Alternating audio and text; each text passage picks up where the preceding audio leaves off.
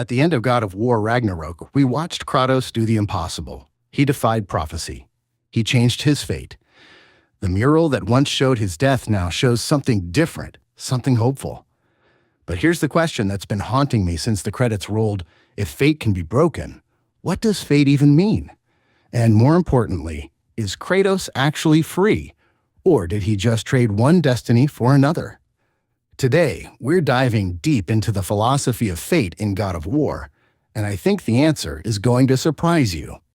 Let's start with what actually happened. In the 2018 God of War, Kratos and Atreus discover a mural in Jötunheim showing Kratos dying in Atreus' arms.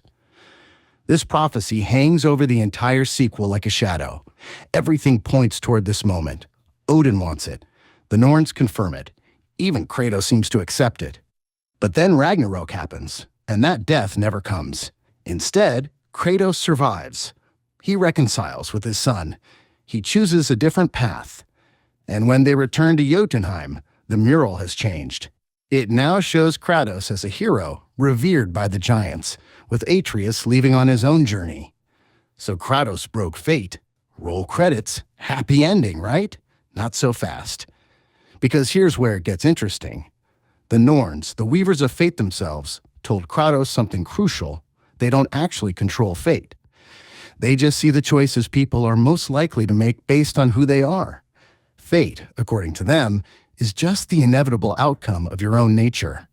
This changes everything. If the Norns don't dictate fate, then what Kratos broke wasn't some cosmic law. He broke the predictability of his own patterns. He became unpredictable, even to beings who can see all possible futures. But that raises our central question.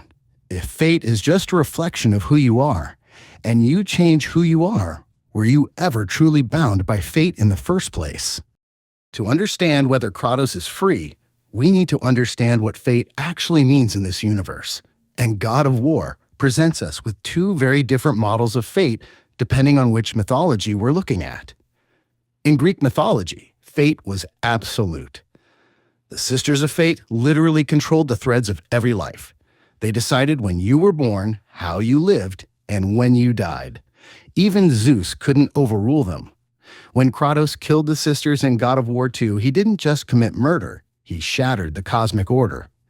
He proved that fate could be destroyed through sheer force and rage. But Norse fate works differently.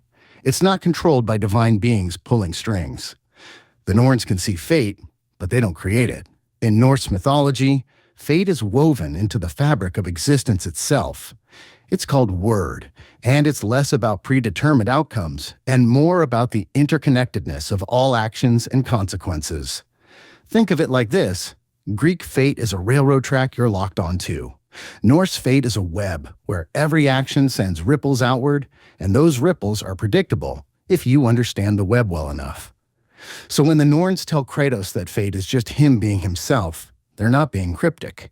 They're explaining that his fate, to die, was really just the logical endpoint of who he was. A man consumed by rage, pushing everyone away, unable to break his cycles of violence. Change who you are, and you change where that path leads. This is why Kratos could break fate in the Norse realm, but struggled so much in Greece. In Greece, he was fighting external cosmic forces. In Midgard, he was fighting himself, and that's a battle he could actually win. Here's where things get philosophically fascinating. If anyone can break fate just by changing who they are, then what does fate even mean? If it's just a prediction based on personality and patterns, is it really fate at all, or is it just a very accurate forecast? This is the paradox at the heart of Ragnarok's story, and I think the game is intentionally playing with this idea. Consider this. Kratos didn't break fate randomly. He broke it because of specific experiences and relationships.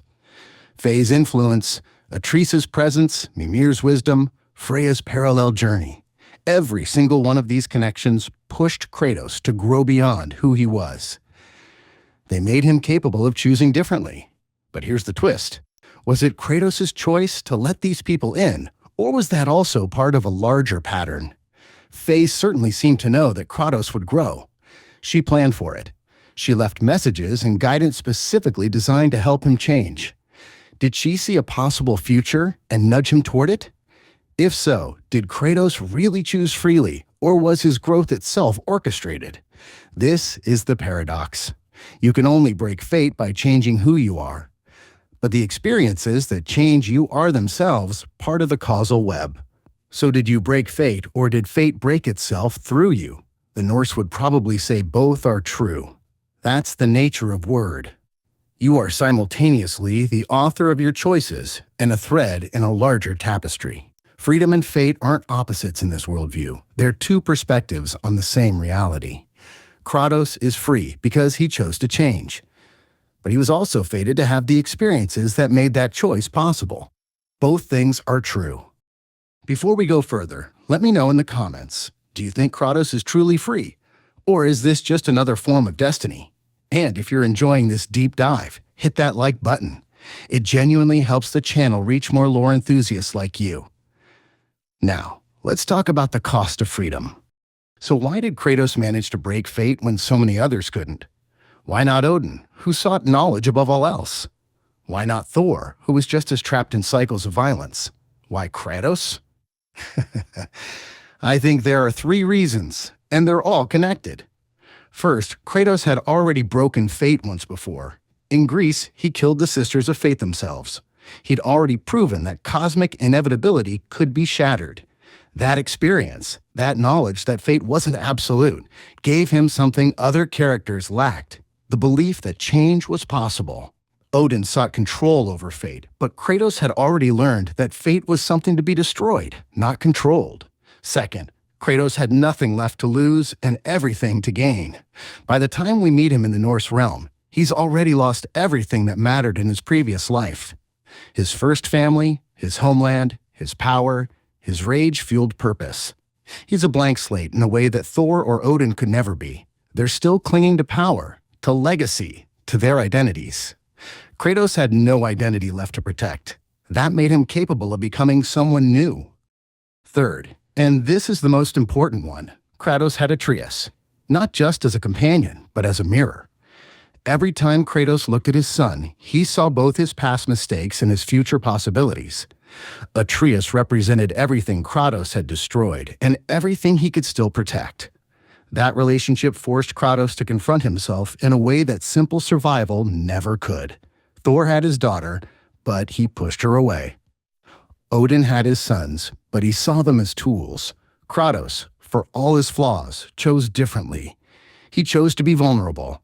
He chose to let someone change him. And that choice, that openness to transformation, is what made breaking fate possible. But here's what makes this tragic and beautiful at the same time. By breaking his own fate, Kratos set his son on a path with an unknown destiny. Atreus' journey is just beginning, and we have no prophecies, no murals, no Norns to tell us where it leads. Kratos freed himself by freeing his son from the burden of prophecy. In doing so, he accepted the terrifying uncertainty of a future he cannot predict or control. That's what freedom actually costs. Not just breaking your chains, but accepting that you can't see what comes next. So, after all this, let's answer the question, is Kratos truly free of fate? Yes and no. He's free in the sense that he's no longer trapped by his own patterns. He's broken the cycle of vengeance, rage, and isolation that defined him for millennia. He's proven that prophecy isn't absolute. That knowledge of the future doesn't bind you to it, and that change is possible no matter how far gone you think you are. But he's not free in the sense of being disconnected from consequence. Every choice he makes still sends ripples through the web of Wyrd. He still exists within a world of cause and effect. His past still shapes his present, even as he shapes his future. And the people he's touched, the enemies he's made, the alliances he's forged, all of these create a web of relationships and obligations that constrain him in new ways. Kratos isn't free like a man in a void with infinite possibilities. He's free like a man who's learned to choose his constraints, who's decided what he wants to be bound to. He's chosen his son, his responsibility, his desire to be better. Those are chains too, in a way, but they're chains he's forged himself. And maybe that's the deepest answer the game offers. True freedom isn't the absence of all constraints. It's the ability to choose which constraints define you. Fate isn't something external that happens to you. Fate is the story you tell yourself about who you are and who you have to be. And Kratos changed his story. The old Kratos was fated to die alone, consumed by rage and violence, because that's the only story that man could tell. The new Kratos is fated to live, to guide, to protect, because that's the story he chose to write instead. So is Kratos truly free of fate? He's free of the fate he was living, but he's chosen a new one. And this time, it's his. The story of God of War isn't over. We don't know what comes next for Kratos, for Atreus, or for the realms they've changed. But that's the point. The future is unwritten, and that's both terrifying and beautiful. If you enjoyed this deep dive into fate, prophecy, and what it means to truly change, make sure you subscribe to MythMode. We've got more God of War content coming, more mythology breakdowns, and more explorations of the stories that make us think. Hit that notification bell so you never miss an upload. And remember, fate is just a story we tell ourselves. So make it a good one. I'll see you in the next video.